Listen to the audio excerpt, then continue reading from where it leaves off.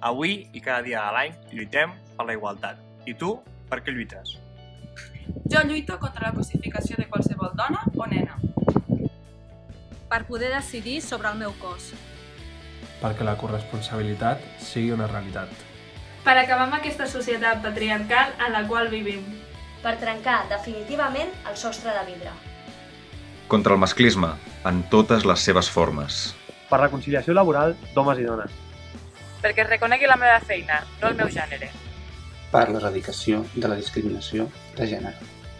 Perquè l'ablació genital femenina sigui una cosa del passat. Per la igualtat salarial.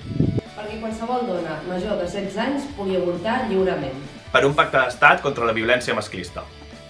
Perquè no existeixi el tràfic de dones i nenes com a meres mercaderies. Per una societat igualitària. Perquè les dones puguin ser representants de la ciutadania. Per trencar els estereotips de gènere. Contra el terrorisme masclista. Ens volem vives.